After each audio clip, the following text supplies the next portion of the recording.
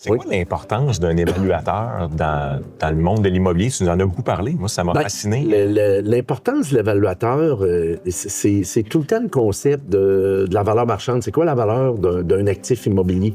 Ouais. Sa valeur n'est pas nécessairement égale à son coût, par exemple. La notion de la valeur, c'est souvent différent aux yeux de 12 personnes que tu vas réunir, mais depuis fort longtemps, il y a des manières d'évaluer. Il y a des contextes d'évaluation. Il y a des valeurs réelles, il y a des valeurs marchandes, il y a des valeurs aux propriétaires, il y a des valeurs à neuf pour fin d'assurance. Il y a un bagage de comparables, de données. Il y a beaucoup de data maintenant en immobilier depuis l'explosion des technologies, ce qui n'était pas le cas quand j'ai commencé en 93. On se déplaçait au bureau de la publicité des droits, palais de justice, puis on allait consulter des actes de vente. Il n'y avait rien sur Internet à ce temps-là. Diversico est fier de présenter Meilleur humain, meilleur monde. Parce que l'impact commence par l'intention. On rencontre des entrepreneurs visionnaires qui placent l'humain au cœur de leur succès. Diversico Finance Humaine est un cabinet de services financiers qui accompagne les entreprises d'ici dans leur croissance. Meilleur humain, meilleur monde. Un podcast inspirant pour transformer le Québec, un entrepreneur à la fois. Bienvenue à Meilleur humain, meilleur monde, rencontre avec des entrepreneurs visionnaires du Québec. Notre invité aujourd'hui, Martin Derico, bienvenue. Bonjour à vous deux. On a hâte d'entendre ton histoire. Toujours à mes côtés, mon associé, mon co-animateur, Normand Chadwick. Hey, bonjour à tout le monde.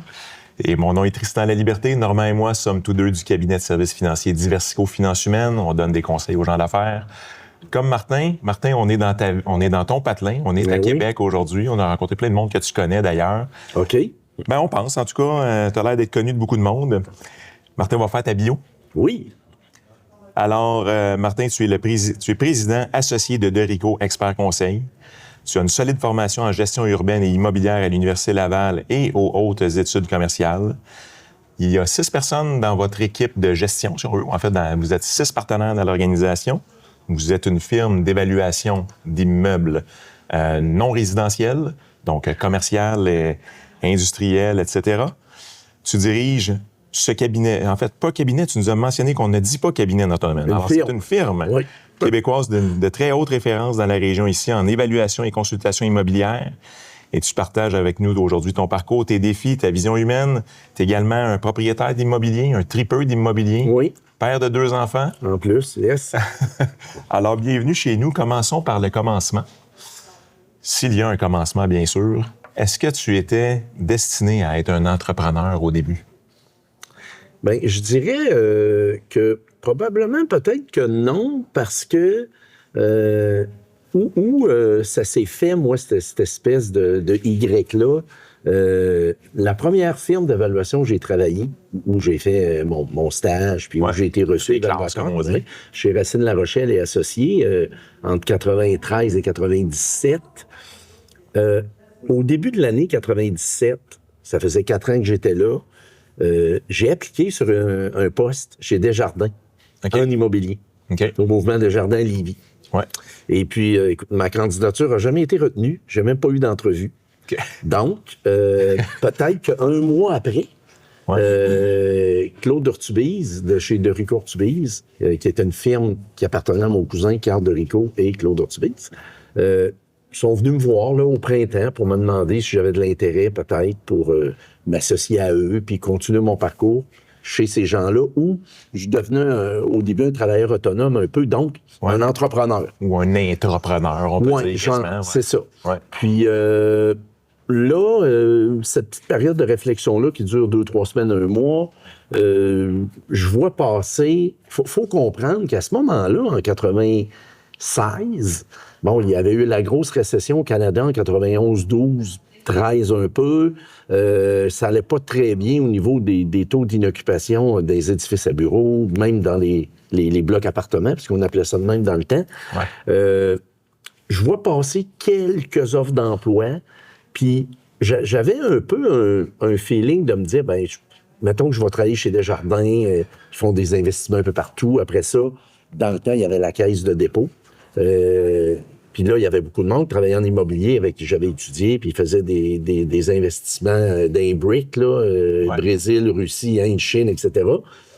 Mais, à force de discuter, j'ai décidé de faire le saut en septembre 97, puis de me lancer en affaires, épaulé par la boîte qui existait déjà. Puis c'est de même là, qu'après 6 mois même, là, je me disais, je suis dans une situation où je ne peux plus jamais aller travailler pour quelqu'un. Je suis devenu inemployable. Exactement.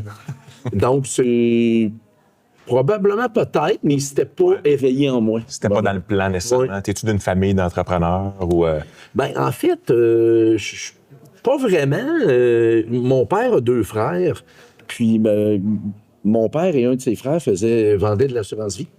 Tandis que mon oncle Jean, lui, faisait de l'immobilier.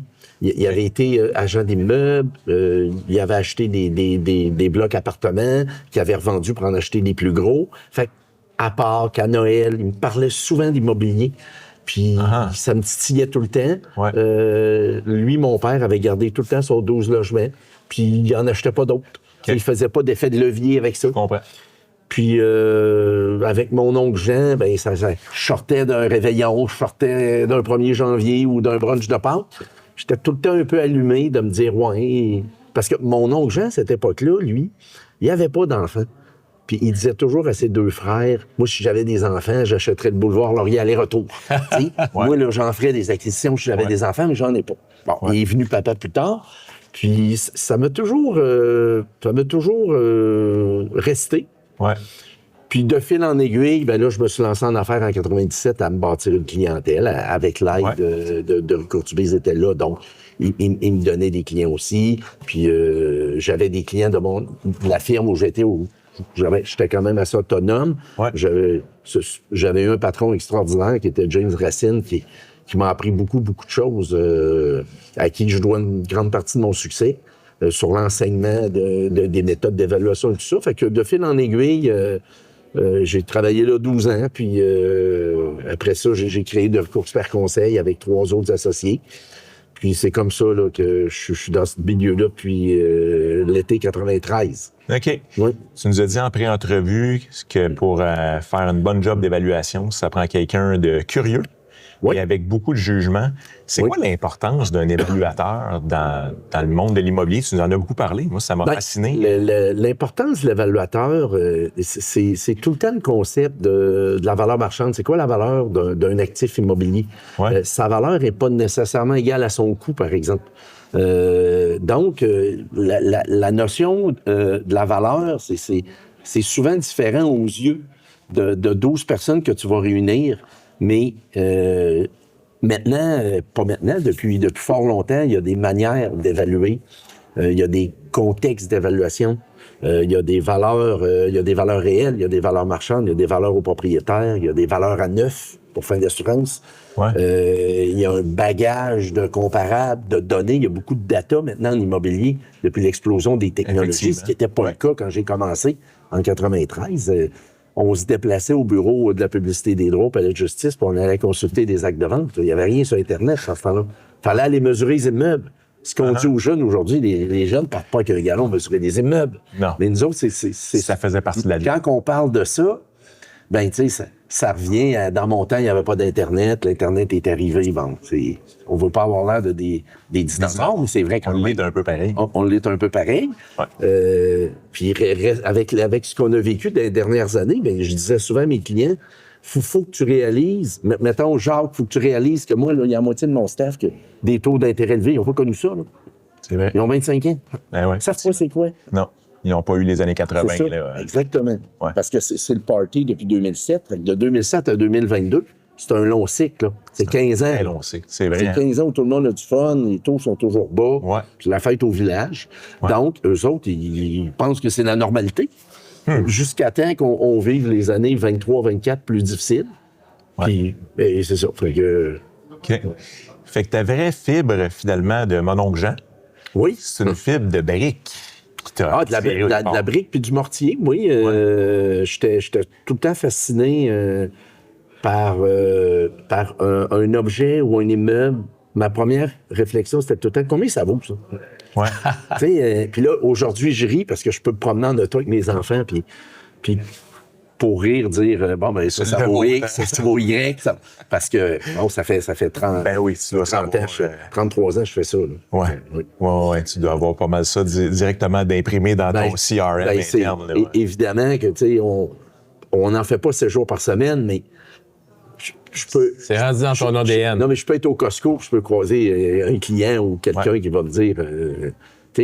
parce que l'immobilier, là, ça a remplacé indirectement ce qu'on a vécu à la fin des années 90, là, le bug de l'an 2000, là, les fameuses actions de Nortel. Ouais.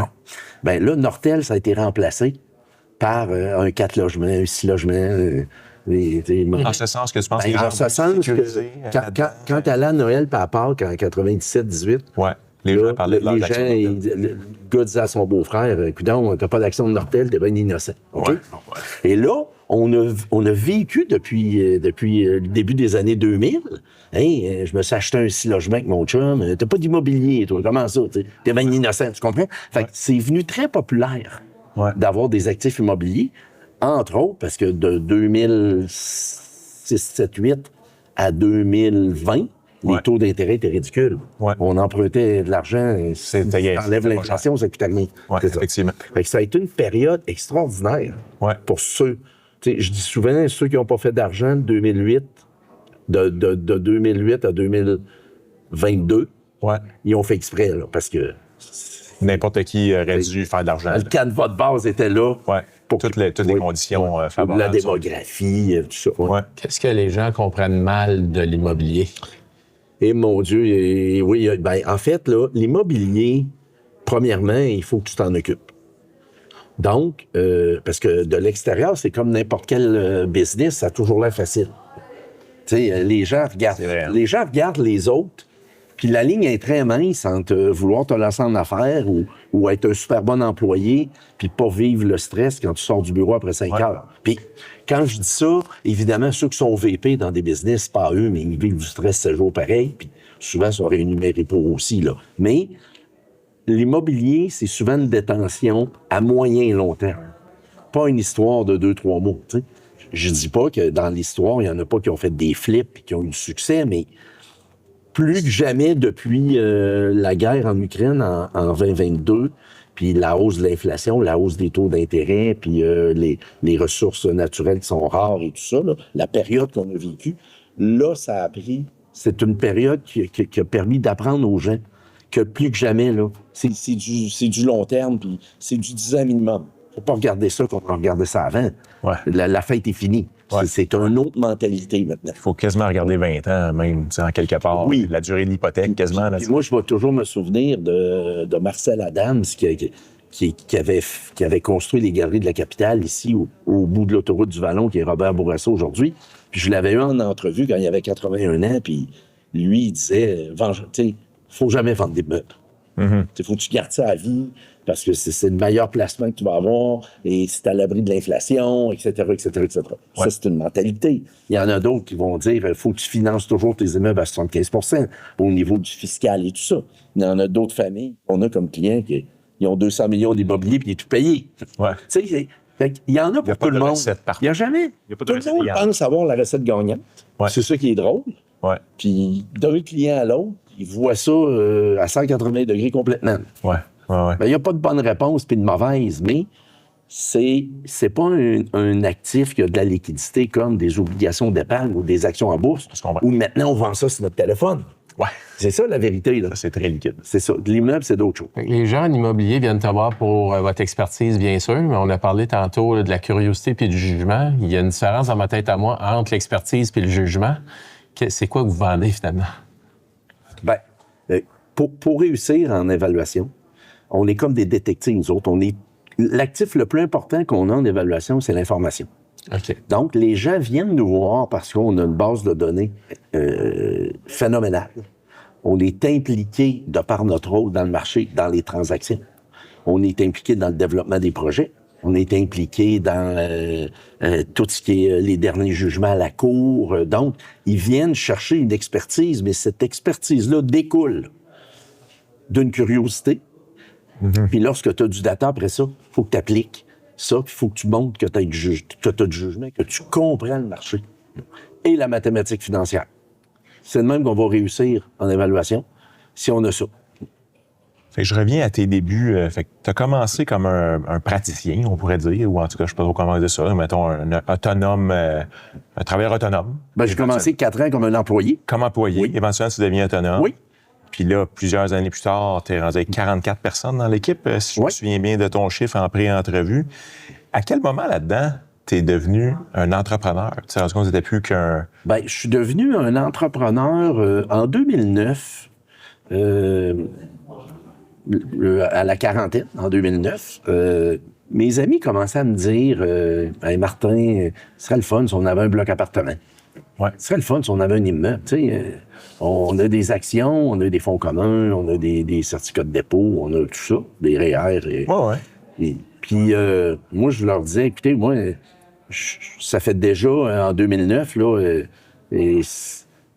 ça fait déjà depuis 97 que je fais de l'évaluation, ça fait 12 ans. Là. Je prends pas ma voiture pour me promener, pour trouver des terrains. Là. Ouais. C'est pas ma job. Mais je voyais mes clients faire ça. Puis est arrivé par pur hasard un client dans mon bureau qui m'avait demandé... tu sais, un bureau, c'est un carrefour où plusieurs personnes se promènent. Des clients... souvent, moi, sur un appel d'offres, on a 6 clients qu'on connaît qui courent après le même locataire, par exemple. Ouais. Bon. Ouais. Et puis, il m'avait dit, je m'en vais en Floride 2 semaines. Finalement, j'ai ce projet-là au coin de quartier du chemin Sainte-Foy. Voici les plans. Tu peux l'évaluer, mais je ne vais pas le faire. Donc, tu dois certainement connaître, Martin, un de tes clients qui aimerait peut-être ça, faire ce 30 unités-là avec un rez-de-chaussée commercial. OK. Puis là, il est parti 2 semaines. Puis là, un soir, j'ai embarqué sur mon ordinateur, puis je regardais ça. Comment ça valait, les loyers, etc. On faisait ça, nous autres, la journée longue. La mathématique financière. Quand il est revenu, j'y ai dit, écoute, on avait déjà évalué ton terrain il y a 2 mois, de toute façon. Et là, on a évalué le projet. Puis moi, je suis prêt à... C'est moi qui vais acheter ton terrain au prix qu'on t'a l'évalué. Donc, il y aura... Parce que nous autres, on a des normes de pratique quand même. C'est gênant d'aller faire un offre au du prix où mon associé l'a évalué, par exemple. C'est ça. Il y a une apparence de conflit d'intérêt. Puis là, j'y ai dit, donne-moi 1 mois. Alors, ce soir-là, quand il m'a dit, parfait, je vais te le vendre. Là, ce soir-là, j'ai envoyé un email à tous ceux qui me disaient tout le temps, hey, on veut de l'immeuble, on veut de l'immeuble. Puis, on s'est ramassé 8 investisseurs à faire ce premier projet-là. Okay. Puis après ça, ce même monsieur-là avait un terrain au coin de la route de l'Église puis du chemin Saint-Louis-Sainte-Foy. Fait que ça a été un 2e projet. En 2015, on en a fait un autre, 16, 17, 22, 23, 24. Puis là, ben, on a rencontré des nouveaux investisseurs. On a commencé par faire un projet en 2009 où on lève 1 500 000 $ par exemple. Okay? Ouais. Bon. Donc, après ça, on s'en va en 2015, puis là, il faut lever, encore une fois, 1,6 million. Ouais. Puis là, 16, 17 aussi. Mais là, en 2022, là, on est rendu avec un réseau de contacts plus... en 22 et en 23, on fait 2 projets un peu conjoints. Un près de la rivière Saint-Charles, puis un sur le chemin Sainte-Foy, encore une fois, qui est l'ancien garage Bérubé, près de Bourg-la-Marque. Puis là, on lève 6 millions dans chaque projet. Là, on est rendu dans un autre game. Ouais. Parce que là, c'était notre 5-6e projet, on avait pris d'expérience, puis on se rend compte à un moment donné que faire 12 ou 24 logements ou 90... C'est juste des zéros de plus, pas vrai, exactement. Ouais. Donc, on s'est ramassé à bâtir un portefeuille parce qu'on gère 3 immeubles dont on n'a pas d'équité, dont on n'est pas actionnaire pour des clients amis.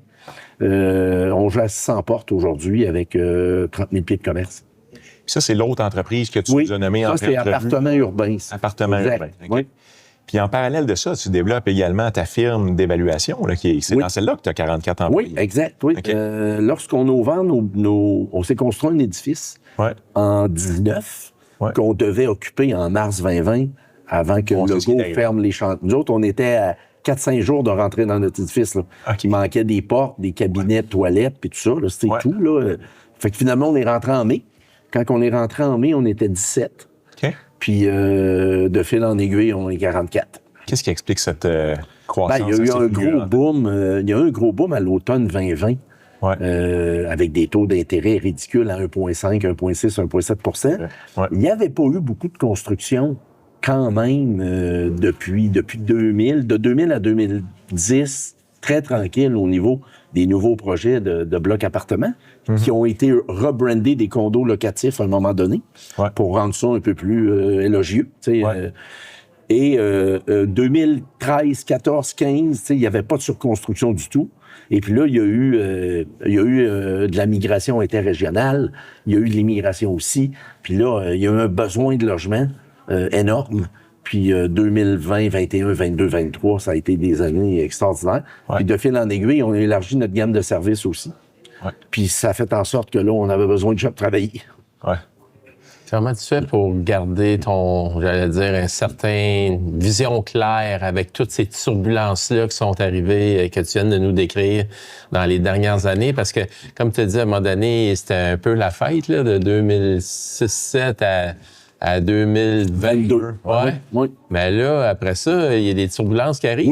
Oui, bien, les premières turbulences, moi, j'ai commencé à travailler dans un marché turbulent. En 93, lorsqu'on sort de l'école, avoir un stage en évaluation, c'est rare. Il y en a qui en prenaient gratuitement parce qu'il fallait faire une année de stage avant de se présenter à l'examen de l'ordre. Puis les stages, dans ce temps-là, c'était rémunéré à 18 500 $ par année. Donc, moi, j'ai réussi à avoir un stage qui était payant. Mais malgré que là, je n'aurais fait un pas payant, c'est pas grave. Oui, c'est ça. Tu n'avais pas le pouvoir de choisir tant que ça. Exactement. Puis comment on regarde, quand arrivent les problèmes à l'été 2022, puis beaucoup de problèmes en 2023 par la hausse des taux d'intérêt et tout ça, là, c'est sûr qu'on a beaucoup plus de millage, on a de l'expérience, on devient un peu psychologue, parce que là, il faut psychanalyser nos clients qui se souviennent pas que ça fait 15 ans qu'ils tombent tous à la table, ils sautent partout. Puis là, ils sont bien dans l'envers parce qu'ils vont livrer des immeubles en juillet 2023 ou à l'été 2022 avec une structure financière qui fonctionne plus du tout. Parce que les taux montent. Il y a 4 hausses du taux directeur de suite. Il faut comprendre qu'en immobilier, quand on livre un projet qu'on va dire standard de 100 logements, là, qui était à ce moment-là des projets de 25-30 millions, par exemple, ça, c'est 16-17 mois de chantier. C'est 2-3 mois de planif avant. Fait que c'est quasiment 2 ans avant qu'on prend la décision avec un scénario de taux d'intérêt à 2,5-3. Là, quand tu livres, il faut que tu mettes une hypothèque à long terme. Là. Les taux sont rendus à 4,5-5. Ça change la C'est le double. Là, le banquier appelle puis il dit je peux plus te prêter 80 % de la valeur parce que les ratios de couverture ne fonctionnent plus. Donc, si tu ne me renvoies pas 3-4 millions, notre scénario de prêt ne fonctionne pas. Heureusement que 65 % des prêts hypothécaires dans la région de Québec, c'est la Banque nationale puis Desjardins qui les a. Donc, eux autres ont créé ce qu'on appelle un peu des war rooms en aidant les emprunteurs avec des congés en capital, juste l'intérêt. Nouveau programme de la SCHL qui est arrivé en mars 2022 que Justin Trudeau a mis en place avec des amortissements de 35, 40, 45 ans, avec un peu de logement abordable. Fait que, ça a aidé le marché. Mais c'est sûr qu'il y avait du stress. Sans ces soutiens-là, il y a du Non, mais sans ces soutiens-là, les gens vont porter les clés. Il y en a qui sont allés porter les clés au Québec aussi en disant je vais perdre mon 2-3 millions, prends mes clés. Mais les banques, ils veulent pas les clés. Historiquement, ils veulent pas ça. Non. Là, c'était une situation qui a viré en 6 mois, bout pour bout, là, complètement incroyable.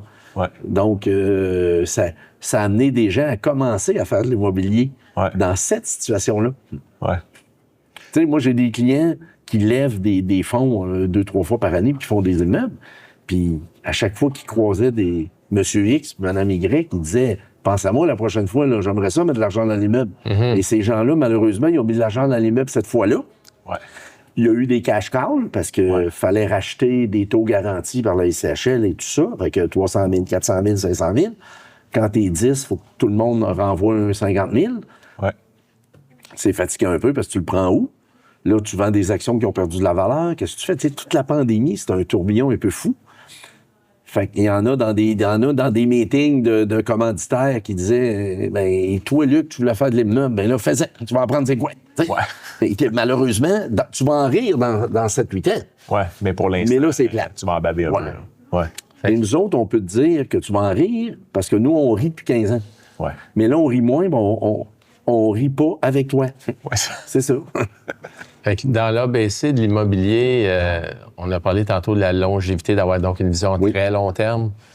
2 ou 3 autres facteurs tu pourrais nous donner là, qui... Bien, l'immobilier, ça se passe toujours à l'entrée. Hein. Si tu rentres trop cher, si tu rentres puis tu as des bad luck, si tu rentres puis ton coût est plus élevé que ta valeur marchande, bien, c'est plus long de le rattraper. Mais le temps va toujours t'aider. Ça veut dire que si tu pensais faire 12 ans, ben, t'en fais 13-14 des fois. Puis, le plus vieil adage en immobilier, c'est toujours le site. Là. Évidemment. Même, même les grands-mamans savent ça, là, puis les grands-papas. Là. Ouais. Donc, c'est d'avoir des gens qui te conseillent, qui connaissent ça, qui sont... Tu sais, il ne faut pas avoir peur de demander conseil. Ouais. Moi, je peux vous... Pour faire une analogie que je trouve quand même drôle, c'est que j'ai des clients qui ont été pris dans un scandale qui a eu lieu en 2023 à Québec, où il y a 150 millions qui avaient été levés auprès de gens riches.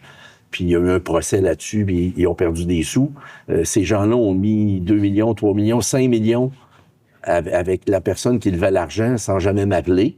Mais s'ils héritent d'un chalet à Rivière-Ouelle de 208 000 de leur grand-mère, il faut qu'ils m'appellent pour savoir qu'est-ce qu'ils font avec ça, parce qu'ils ont un frère et une sœur. Fait que ça te donne une idée. Ouais. Ils ont mis 5 millions sans parler à personne. Ouais. Mais s'ils héritent d'un chalet de 208 000, là, ils viennent dans la Il y live. a de l'expertise. Oui, c'est ça. Fait que l'expertise, elle est là, il faut que tu l'apprennes. Là. Et ça revient à la question de c'est quoi l'importance de l'expert. Oui, mais, En évaluation, mais quand pas juste en évaluation, en fiscalité. Oui, évidemment. Tout le temps, Oui, c'est là, un tout. Ouais. Parce que aujourd'hui, ça s'est très élargi, l'immobilier. C'est plus juste l'affaire de 3-4 grandes familles. Là. Donc, il y a de la compétition. Faut que tu fasses mieux que l'autre. Faut que tu sois ingénieux. Faut que tu aies un bon architecte. Faut que tu aies de la bonne mise en marché. Il y a des médias sociaux maintenant. Il y a des AdWords. Avant, on annonçait dans le Soleil, le Journal de Québec. C'est ça, la vérité. Là. C'est vrai, ça fait pas 150 ans de ça. Ben non. Ouais. Aujourd'hui, le monde annonce presque même plus dans ces médias-là. On va revenir un peu à la firme d'évaluation. Oui. Tu nous as mentionné, vous êtes 2 partenaires dans la cinquantaine, il y a 2 partenaires dans la quarantaine, 2 partenaires dans la trentaine. Oui. Nos 2 nouveaux. Les deux nouveaux, Ouais. vous êtes un peu dans un processus de transition, si on peut dire. Oui, on est... Comment vous avez monté ça? Ça a été quoi la vision derrière les 3 tranches d'âge? Ben, je dirais qu'en 2023, les 2 jeunes ont manifesté lors des évaluations annuelles. Donc, ils étaient déjà chez vous, là. Oui, ils étaient déjà chez nous. Tu sais, aujourd'hui, ça fait 8-9 ans qu'ils sont chez nous, à peu près de mémoire. Mais en 2023, ils manifestent dans les fameuses évaluations qui suivent les lacs à l'épaule, donc fin janvier, début février. Puis là, ben, eux autres, ils se disent, nous autres, on aimerait ça être associés. Fait que là, en 2023, ben, on reçoit ça, on est 4. Fait que on se dit, là, si on est pour faire ça, il faut préparer ça, il faut se faire aider. C'est pas quelque chose, on prend pas ça à la légère, puis il faut légitimiser de la part de tous les autres employés pourquoi ces 2-là vont devenir associés dans 2-3 ans. Ouais. On le dit pas, mais on fait un processus qui débute à l'été 2023, qui va se concrétiser officiellement par une annonce en février 2025 et des signatures officielles à l'automne 2025. Et pour les aider aussi, parce que dans le groupe de jeunes, ils ont des amis là, avec qui ils jouent au hockey, qui jouent au golf en arrière, puis là, du jour au lendemain, tu deviens associé, tu n'es plus employé. C'est quoi ta valeur ajoutée? Qu'est-ce que tu fais avec Pierre, Jean-Jacques, Louise, Catherine, Anne-Marie, le lendemain qu'on annonce que tu es rendu associé, tu es rendu leur patron? Ouais. C'est ça. Fait que tu peux... C'est pas juste de faire un chèque, d'acheter des actions, là. Tu vas te démarquer comment dans l'entreprise, tu vas nous aider comment. Ta contribution. C'est ça. Ouais. Ça, c'est super bien fait. C'était quoi les enjeux principaux que tu regardes avec du recul? Ou tu sais, quel conseil tu donnerais à quelqu'un qui arrive à cette phase-là? Ben, l'enjeu, c'est si tu retardes ça, ou comme dans mon temps, plusieurs ex-patrons de firmes d'évaluation refusaient carrément. Ouais. Et se sont ramassés à quitter ou à partir avec quasiment rien. Une fois que tu acceptes de faire ça, tu le fais à quel ratio? Parce que... Puis tu le fais sur combien de temps? Comment tu fais une transition pour que ça soit... que ça se passe super bien, puis que les jeunes se réalisent là-dedans aussi. Ouais. Puis les jeunes, eux autres, ben, ils veulent pas piler ses pieds des 4 gars qui sont là depuis un bout de temps. Fait que, on avait une certaine expérience parce que en 2020, Jean-Philippe est devenu associé parce que Mario avait quitté l'actionnariat à la fin 2018. Fait qu'on était juste 3 en 2019. Puis là, en 2020, Jean-Philippe est arrivé, mais Jean-Philippe, on travaillait avec lui depuis plus de 10 ans. Donc, c'est un naturel. Alors là, on a essayé de refaire ça avec les jeunes pour qu'il y ait vraiment un ancrage là, auprès de tous les autres. Là, parce que quand Jean-Philippe rentre associé, on est 16 ou 17. Quand les jeunes arrivent associés, on est au-dessus de 40. Fait que déjà là, il y a une petite différence. C'est la même entreprise. Mais on était bien épaulés. Ça s'est bien passé. Aujourd'hui, ça se passe super bien aussi. Puis ils prennent leur place, puis ils se responsabilisent, puis ils s'occupent de choses qui sont au cœur de leur quotidien, comme le data, l'intelligence artificielle, il faut s'en aller, comment rejoindre les jeunes, tout ça. Ouais. Avez-vous lancé des signaux, vous, à votre gang, de dire, écoute, à un moment donné, ça va prendre une relève, là, ou c'est... comment ça? Ça faisait peut-être une couple d'années dans les évaluations que des jeunes disaient, c'est quoi mon avenir ici? J'ai 28 ans, j'ai 30 ans. À un moment donné, il va te avoir de la place parce que créer l'espoir, c'est sûr que nous autres, on a toujours eu comme mission de développer nos talents, mais il faut que l'espoir se concrétise en quelque chose à un moment donné parce que les jeunes vont se lancer en affaires. Ouais. On l'a vu dans le passé, ça. Ouais. On s'est lancé en affaires. C'est exactement ce que tu as fait. Donc, c'est ça. Fait qu'on tenait beaucoup à continuer la plateforme de Rico Expert Conseil avec tout ce que ça peut comprendre, là, de l'appartement urbain, de tout ce qu'on fait, tous les champs d'expertise qu'on peut toucher au bureau. Puis c'était un naturel. Il s'était démarqué, puis les gens n'étaient pas si surpris que ça quand on a annoncé ça dans un kick-off en février que Alexandre puis Marc-Antoine allaient devenir partners. Il y a une question que tu as lancée que je trouve super pertinente, dans la mesure où tu dis que, de un, commence à être perçu par les autres, etc., là, mais quelle est la valeur d'un actionnaire ou d'un associé? Parce que tu as déjà de la valeur d'entreprise, sinon tu serais pas là, tu n'aurais pas toutes les fonctions. C'était déjà des gens clés, des gens performants chez vous, j'imagine. Qu'est-ce que vous attendiez de eux? Parce qu'il y a un shift, là, comme tu l'as mentionné. Ça va être quoi la valeur que t'amène? Oui, bien exactement. Une fois que les comptables, les évaluateurs d'entreprise nous disent ça vaut combien. Oui, ça, c'est une chose. Ça, c'est une chose. Mais ça le vaut déjà, tu sais. Que tu sois actionnaire ou non, l'entreprise... Oui, mais nous, à tous les années, on n'a jamais fait évaluer notre entreprise. Je comprends. Fait que là, ça a été le moment de le faire. Fait que là, quand on commence à discuter de ça, ben là, ça, c'est une chose, mais après ça, on opère à 4. C'est pas nécessairement de l'argent qu'on cherche rendu là. Mm-hmm. Comment vous allez être des acteurs clés dans la pérennité de Rico Expert Conseil? Parce que là, vous passez d'être inspiré et motivé, vous devez devenir inspirant et motivant. Vous devez attirer des talents dans votre strate d'âge, des clients dans votre strate d'âge. Laissez faire Martin, Christian, Steve et Jean-Philippe, eux autres, là, ils roulent leur boss. Ouais. Bon.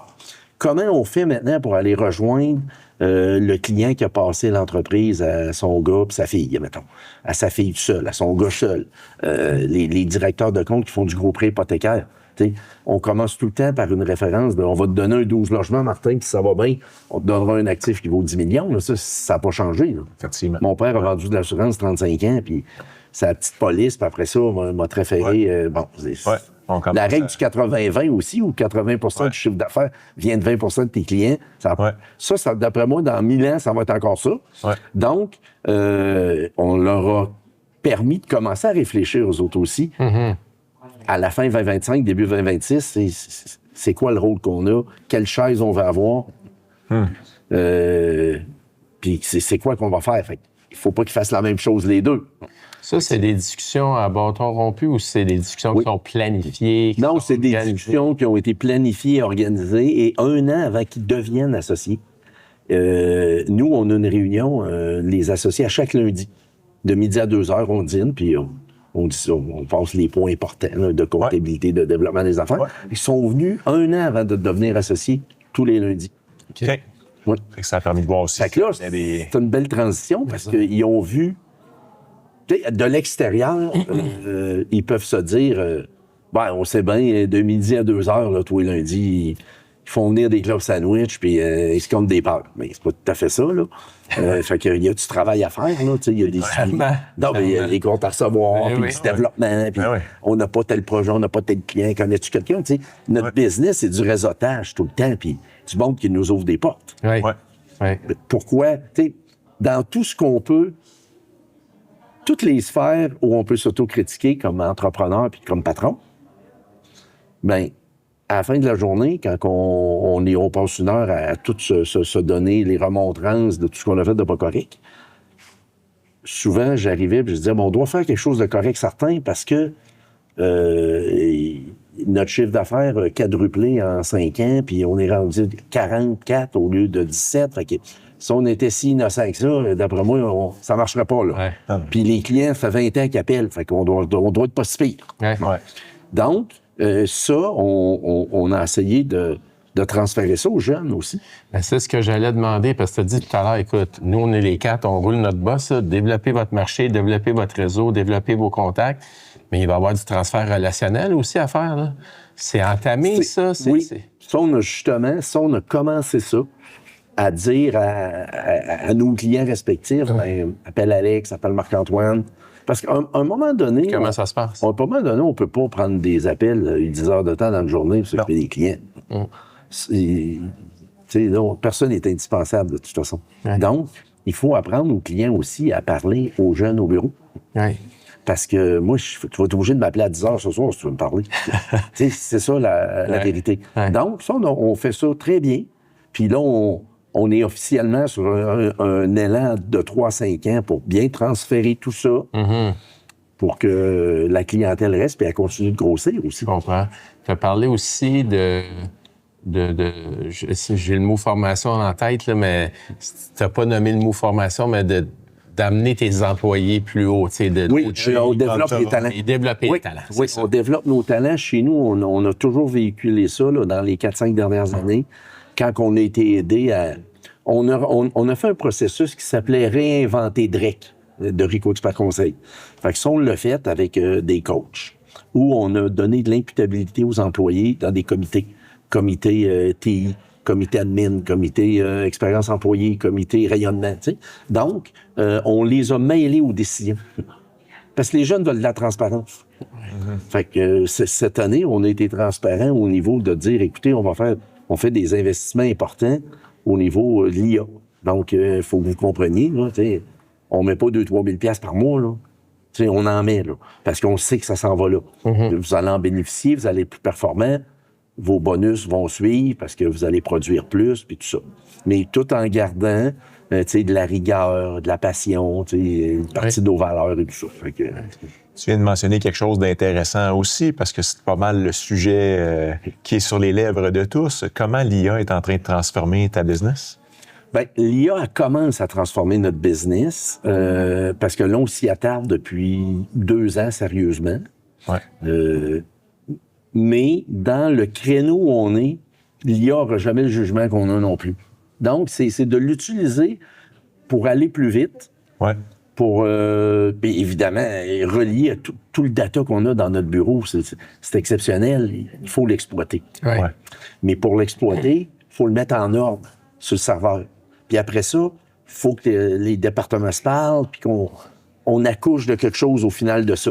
Fait que ça, c'est mon associé Jean-Philippe beaucoup qui pilote ça, avec des jeunes du bureau puis de l'aide externe, évidemment. Puis éventuellement, on va être capable d'aller dans une propriété avec un iPad où on va filmer notre visite et tout ça va se traduire avec les commentaires qu'on fait dans le rapport d'évaluation. OK. Fait que c'est ça la vision. On va uniformiser nos rapports. Ouais.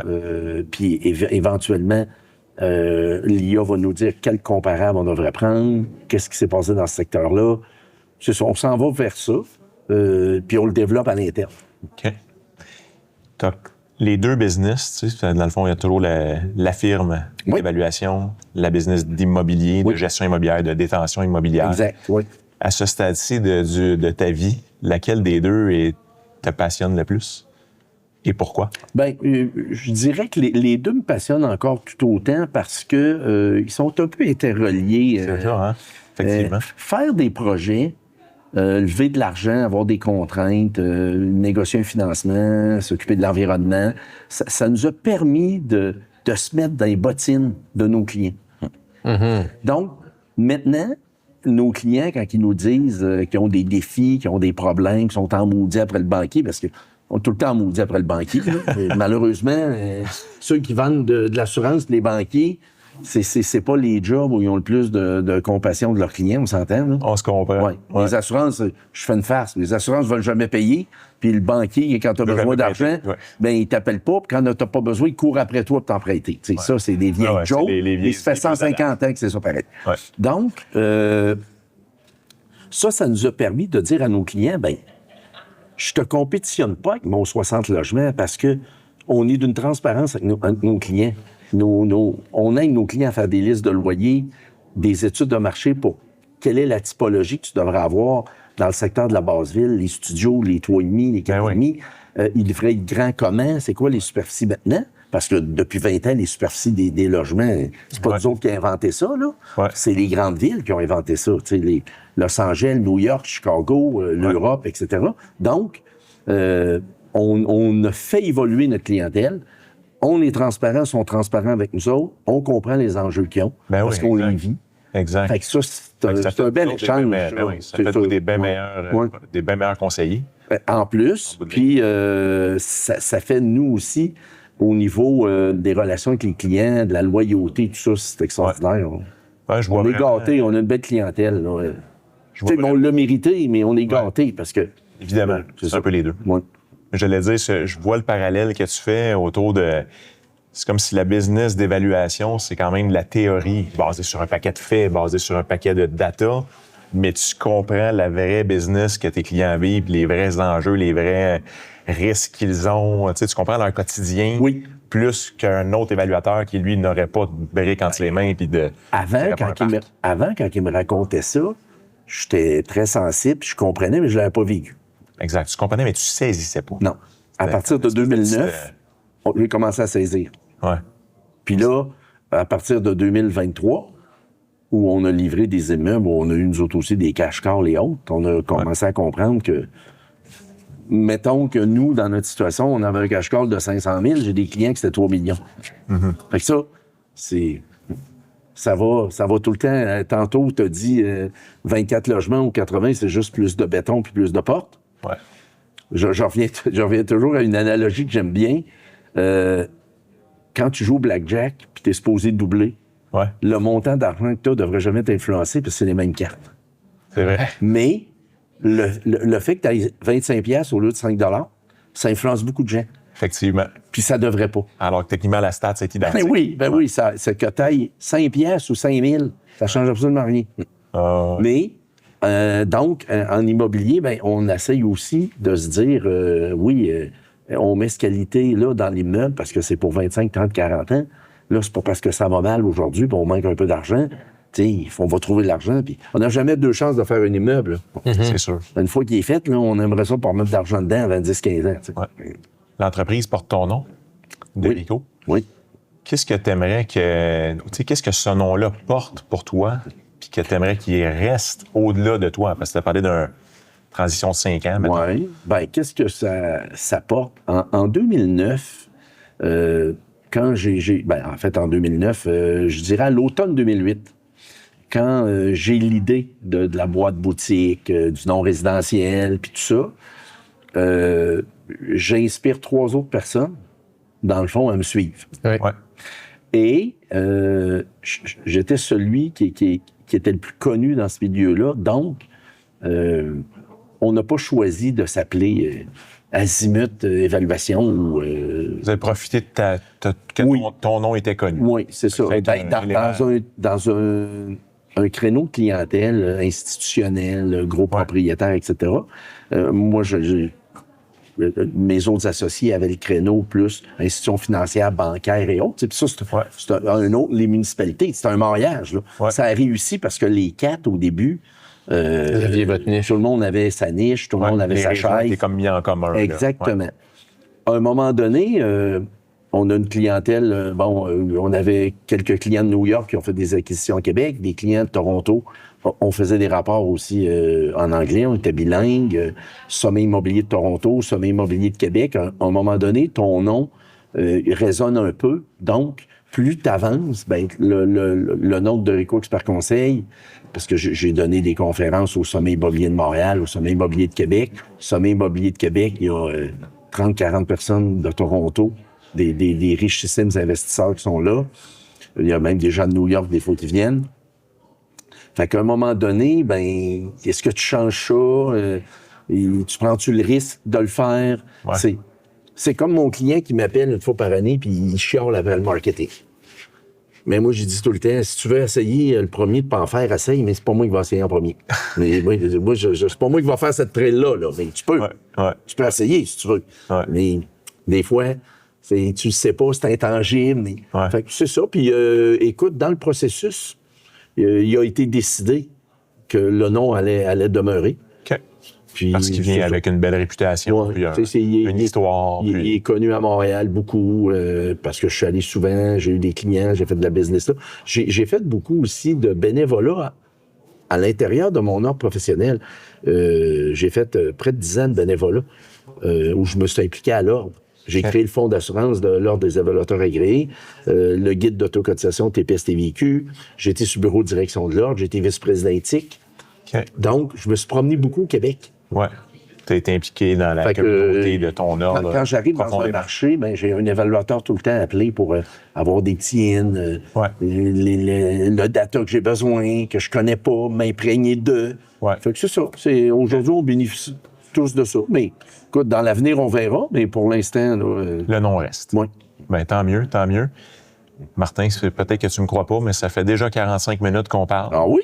Ouais, Wow. je sais Je pensais que ça faisait 15-20 minutes. Ouais, non, écoute, déjà, le temps passe vite en bonne compagnie. Ben oui. Merci beaucoup de ton partage. Bienvenue, c'était bien le fun. J'ai appris vraiment des choses que je ne savais pas. C'est la première affaire, je vais dire. Okay. C'est un monde, le monde de l'évaluation tel que tu nous l'as présenté, avec la passion que tu l'as amené. On dirait que j'ai vu peut-être pour la première fois l'importance critique de ce domaine-là. Mais il ne faut pas oublier que nos grandes institutions ont contribué beaucoup à ça. Là. La pondération des compagnies d'assurance à avoir plus d'immobilier, la caisse de dépôt, des fonds de pension, qui se sont rendus compte dans ce fameux 15 ans-là que passer de 5 % d'immobilier à 7,5 dans leur structure, c'était une bonne chose. Absolument. Parce que les gens ne se rappellent pas que de 2010 à 2020, il y a eu 3 années négatives à la bourse. Uh-huh. Les gens oublient ça souvent. On oublie vite. Ouais. Donc, l'immobilier, c'est venu populaire. Ça a demandé plus d'expertise. Ça a créé des jeunes, des professionnels plus aiguillés aussi. Ouais. Puis aujourd'hui, toute la société bénéficie de ça. L'immobilier est au cœur de tout, de toute façon. Du développement durable, du développement des villes de demain et tout ça. Fait que... En tout cas, ta passion donne envie de faire partie de ton équipe. Il n'y a aucun doute. Merci. Merci beaucoup d'être passé nous raconter ça. Good. Normand, aimerais-tu prendre le mot de la fin? C'est clair que c'est trop facile de parler de la passion dans ton cas parce que ça transpire tellement. Mais encore moi, ce que je retiens, c'est... C'est un rêve qui est parti d'un enfant, quasiment d'un jeune adolescent avec son oncle. Mon oncle Jean. Oncle Jean. Oui, de faire un premier immeuble. Exactement. Puis ce rêve-là t'a amené à avoir ce que tu as aujourd'hui avec une firme qui est extraordinaire, avec des collaborateurs extraordinaires. Puis l'impact que vous avez dans la communauté, c'est incroyable. Donc, d'aller au bout de ses rêves et de continuer de les porter, ça fait toujours de quoi de grand. Donc, félicitations. Merci beaucoup. Merci de m'avoir reçu. Diversico est fier de présenter Meilleur humain, meilleur monde. Parce que l'impact commence par l'intention. On rencontre des entrepreneurs visionnaires qui placent l'humain au cœur de leur succès. Diversico Finance Humaine est un cabinet de services financiers qui accompagne les entreprises d'ici dans leur croissance. Meilleur humain, meilleur monde. Un podcast inspirant pour transformer le Québec, un entrepreneur à la fois.